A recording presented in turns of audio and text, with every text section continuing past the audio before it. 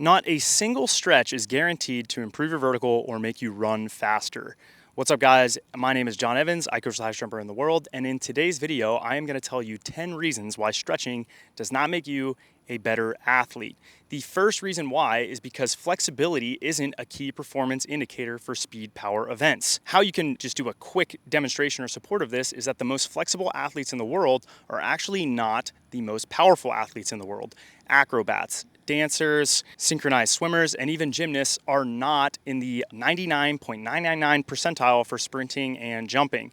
And the reason for that is because flexibility does not change your muscle power or your ability to do highly complex neuromuscular activities effectively. The third reason why is because flexibility does not change contraction velocity.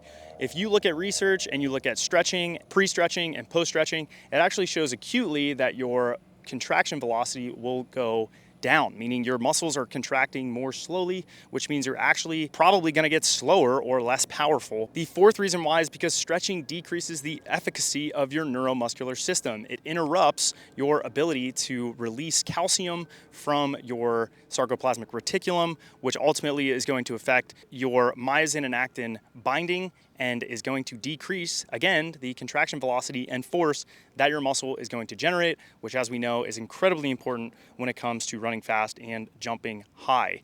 The fifth reason why is that excessive stretching can actually re-injure muscles that maybe have already been injured in the past. For example, if you have a hamstring pull, what has happened is you have excessively stretched that muscle to a point that it has torn, or it is excessively stretched to the point that the muscle has ripped, either grade 1 or 3, depending on how severe. And by stretching it, you could potentially irritate that muscle more. And if you stretch intensely enough, maybe potentially tear that muscle even more. The sixth reason why is because stretching does not change the fascicle length, which helps muscle architecture. If you guys don't know Ben Moxness, he recently showed some evidence to indicate that increasing the fascicle length potentially changes muscle gearing, which will improve the neuromuscular efficiency and the rate of force development in a given muscle. Stretching does not change this. However, we have seen that high speed, high velocity, eccentric activities do change this.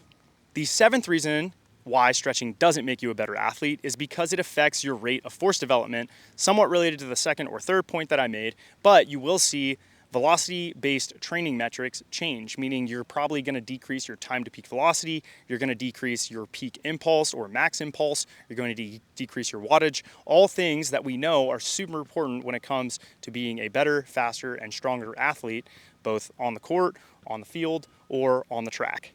The eighth reason why stretching doesn't help you be a better athlete is because it doesn't change your tendon's capabilities. It doesn't change the cross-sectional area of your tendon, it doesn't change the stiffness of your tendon, and ultimately doesn't change the function of your tendon.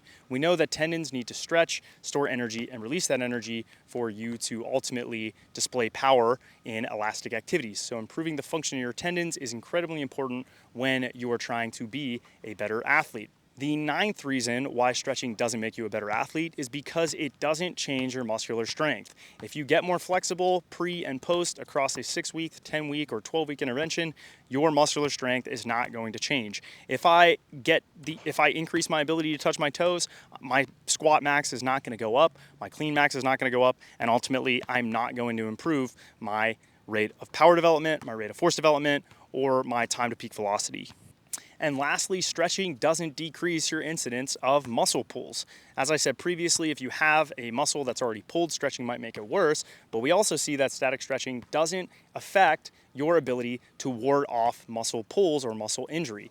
We also see that stretching doesn't change the health of your tendon. If you stretch more or you stretch less, it doesn't really matter. If anything, we've seen evidence to indicate that it adds compression to the tendon and could potentially make your tendons more painful. This is actually why I recommend not stretching tendons and why I recommend not doing intense stretching when you have a pre-existing tendon injury. Anyways, guys, that's the video. Thanks for watching. If you guys have any questions related to static stretching or improving your flexibility, please include it in the comment section below. There is reasons why you should stretch and specific cases, but I'll get to that in a different video. Also, if you're looking for coaching, go to THPStrength.com and sign up today. See you guys.